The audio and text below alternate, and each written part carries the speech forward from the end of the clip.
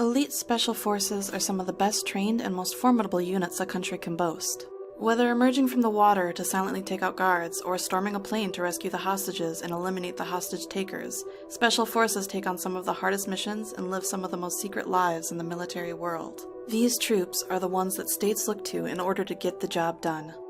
Let's get SSG is better known in the country as the Black Storks because of the commando's unique headgear. Their training reportedly includes a 36-mile march in 12 hours and a 5-mile run in 50 minutes in full gear. Only about 5% of recruits make it through to the Pakistan SSG due to the tough nature of this 9-month training course, which also includes extensive hand-to-hand combat and an airborne school. The Black Storks are trained for a variety of environments including mountain, desert, jungle, and underwater. During the early Cold War, they trained and served alongside U.S. Special Forces, and more recently, the Storks have focused on local anti-terrorist operations, counterinsurgency, and intelligence collection.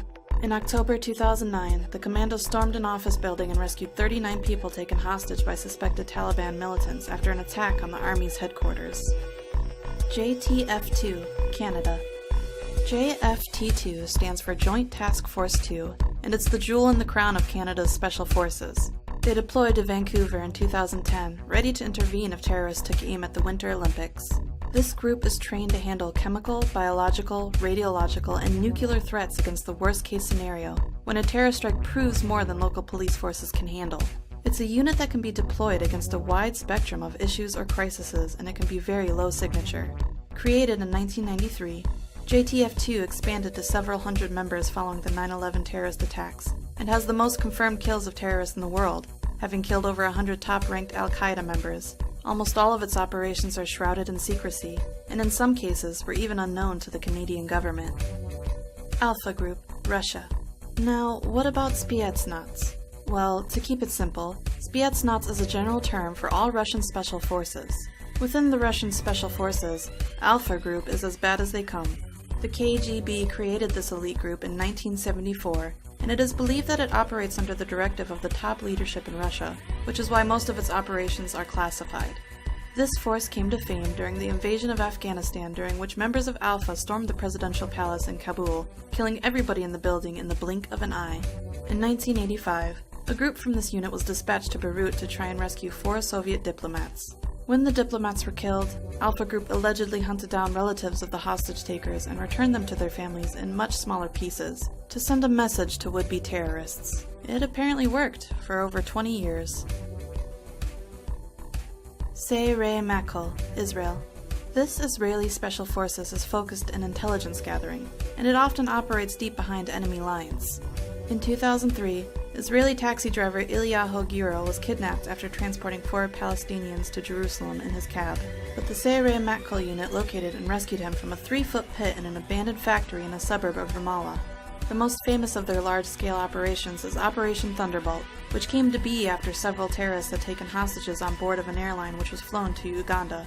Many hostages were released, but over 100 hostages were kept in the airport terminal building. An assault force of Shere Makol assaulted the position, killing the terrorists and freeing all of the hostages. GIGN, France. France's elite counterterrorism teams are some of the finest in the world and have proven their abilities and bravery over decades of dangerous operations. But unlike many anti-terrorist units, GIGN is also used in arrest of dangerous criminals, countering barricade suspects, quelling prison riots, VIP protection, and other high-risk police operations within France or former colonies. Since its founding, the GIGN has seen consistent action. Its members are considered absolute masters of hostage rescue and intervention, especially in high-density environments like buses, ships, trains, and airlines. Their faces are not allowed to be photographed fully exposed, therefore they're often seen wearing tactical ski masks when operating in public. GIGN is known for innovation in technology applications and tactical methods. Their most famous operation is their assault on Flight 8969, which was an Air France flight that was hijacked on December 24, 1994, by the armed Islamic group in Algeria, where the terrorists murdered 3 passengers with the intention to blow up the plane over the Eiffel Tower in Paris. When the aircraft reached Marseille, the GIGN stormed the plane and killed all 4 hijackers. The bravery of its members comes from their extreme training course. In fact, the training is so extreme that the GIGN has lost more men during training than during their 1,000-plus operations. GSG-9, Germany. The GSG-9 was formed after the failure of the German police to rescue 11 athletes kidnapped by a group of terrorists during the Munich Olympics, where all the athletes, 5 of the terrorists, and 1 police officer were killed during the rescue attempt. In their first major mission, they took a group of 4 terrorists who had hijacked a Lufthansa flight in Somalia. 3 of the terrorists were killed, and the 4th captured during the rescue, but none of the 86 hostages were killed.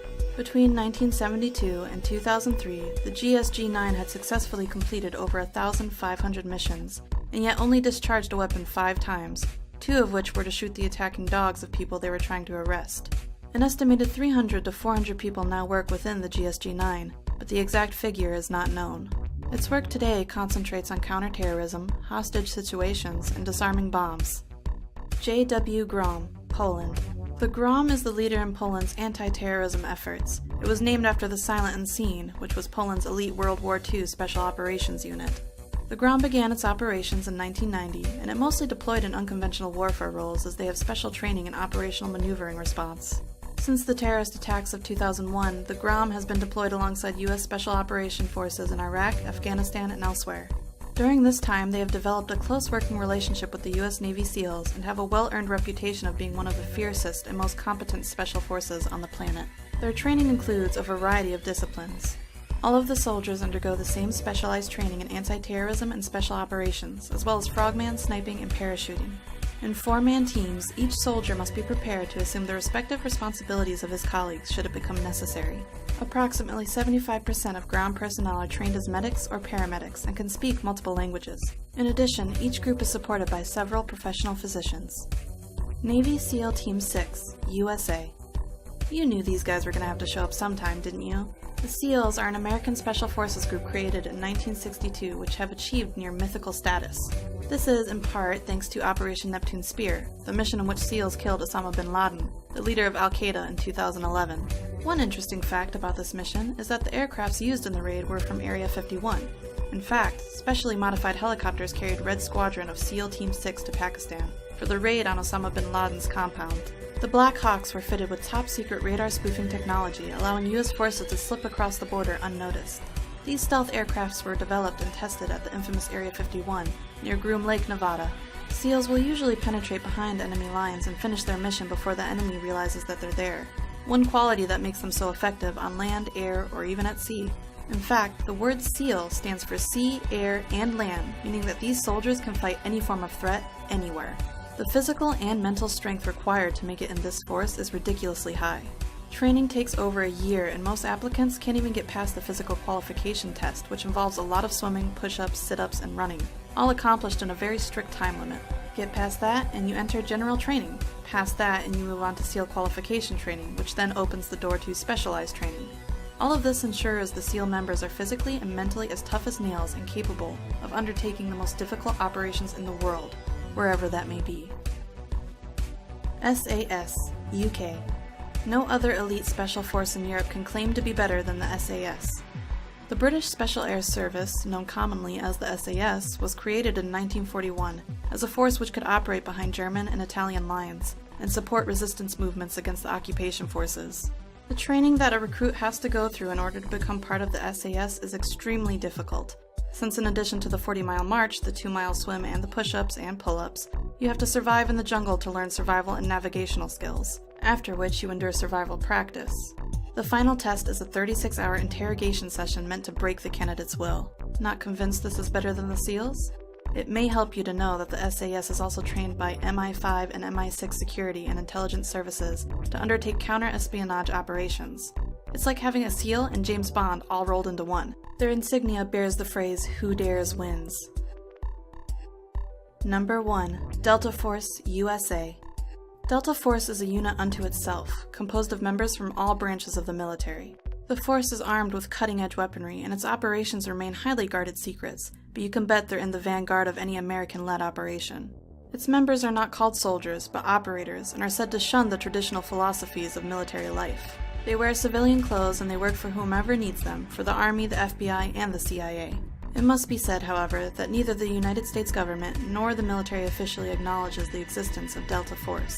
It's only in recent years that vague references by the government to the group's existence has been allowed to go uncensored. Since its inception in 1977, stories of the Delta Force's exploits and missions have leaked out little by little, eventually forming a brief sketch of the unit. However, the group has been criticized for undertaking missions that are on the fringe of regular laws governing the military.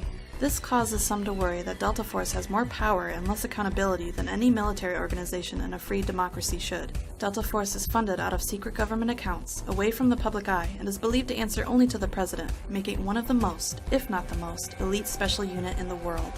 Why one of the most when we ranked it as number 1, you might ask? Well, after all, the most elite special forces are the ones that are so secretive that no one knows about their existence. Thanks for watching. If you enjoyed the video, like and subscribe to stay up to date with our newest videos.